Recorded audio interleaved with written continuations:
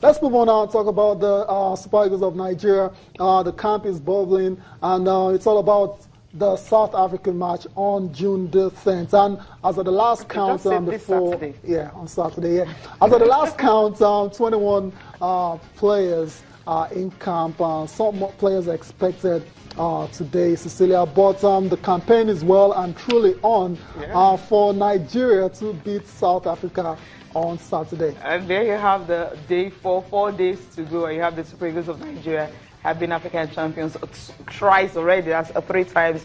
And we must make it to 2019 AFCON to become African champions again. Let us make it a good winning start to this qualifying campaign. Wear green and white on Saturday and cheer the Super Eagles to victory. We know it's going to be Uyo Akpabio Stadium, and of course it's the next of champions, and we know the Super Eagles can, do the things they need to do to ensure that they start the qualifiers on a very good winning. Cecilia, the last time these two sides turned up at that stadium, it didn't go well. Those guys raced to a 2-goal lead, and then we had to peg them back quite late on. I think it was what's his name again? The Fulham lad, Sonny Aluko, who scored the late equalizer in that one. But the South Africans were very, very boisterous. They were very confident. They were full of running all game. They ran us, ragged in that game.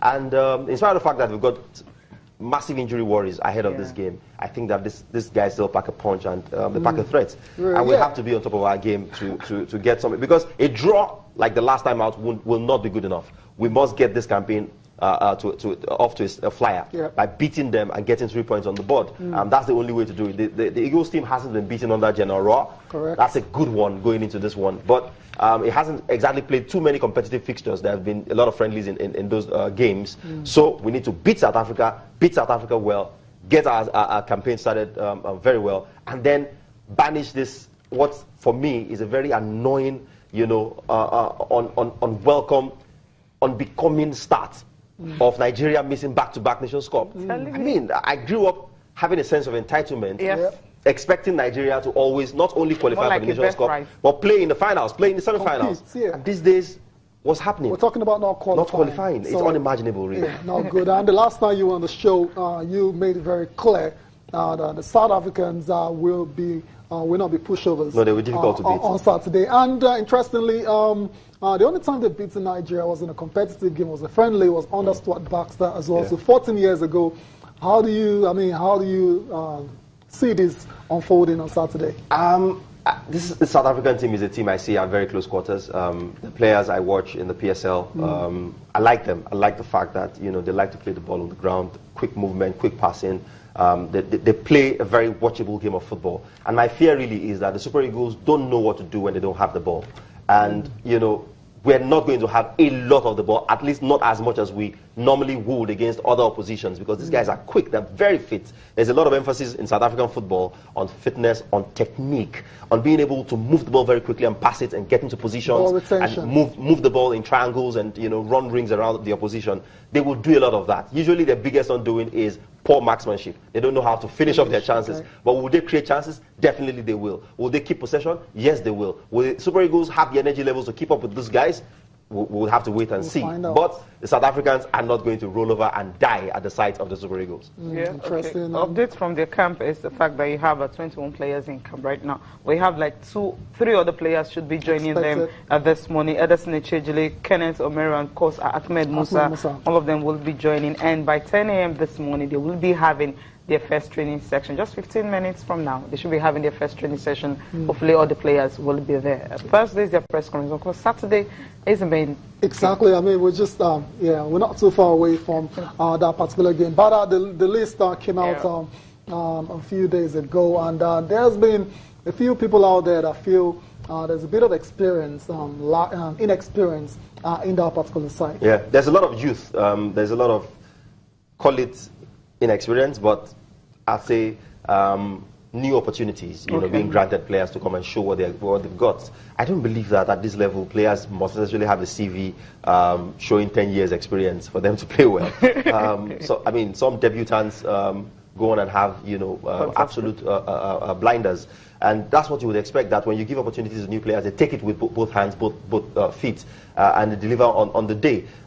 This guys play in Europe, where I mean, the stakes are high as well. There's big expectation game, and they deliver. So there's no reason why that should be a problem. The South African team is not hugely experienced at the international level either. Yeah, if you check, it's a mix. Yeah, there are a few guys who've been around, been there, done that, and there are loads of other guys who are just cutting their teeth at this level. And so I don't think that if we're playing Cameroon or Ghana, or Morocco, I would say maybe the lack of experience might count against us. But we're playing South Africa. I don't think that would be a problem. It is the hunger, the desire on the day, the team that is more desirous of 3 points, the team that is willing to give 110% over the course of 90 minutes that will end up victorious, not the one who's got a more impressive CV.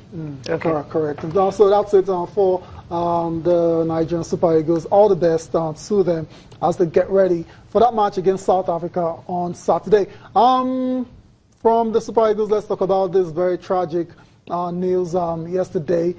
Czech Tiote Bada. Terrible, awful news. But it's a shame. I mean, Czech Tiote, was in the Premier League for a long time. It was at the time it was being linked with some really big clubs. Yeah, like Arsenal. He was perpetually linked with Arsenal. And this happens, and it's just so sad. It's heartbreaking, heart-wrenching that a player will be cut down in his prime. And in those circumstances, he was at work, he was in training. I mean, he wasn't involved in a motor accident or anything like that. He just slumped, and the next thing, we heard he was dead. We must say condolences to members of his family and his friends. Incidentally, the only 2 goals he scored at both Newcastle and the national team were against my teams. His only goal for the Elephants was against the Super Eagles of Nigeria. His only goal for Newcastle was in that famous 4-4 draw against Arsenal, where they came from 4-0 down to tie the game. And that was an absolute stunner from distance. In the last minute as well. A volley. Chesney had absolutely no chance. That was the celebration on the screen there. And he will be remembered for that particular goal for as long as the Premier League lives, because that game went down in history as one of the greatest comebacks ever in the Premier League. So thoughts with the team, the Ivorian national team setup, his family, his friends, and all of us who were blessed by the talent of this man while he was here. It's a tragedy of huge proportions. He was 30. I mean, entirely, he was just 30. Definitely. Tributes coming from players and, of course, from different clubs and also from his club, all of them pouring in. We'll go for a break now. We'll come back. We'll be looking at the papers.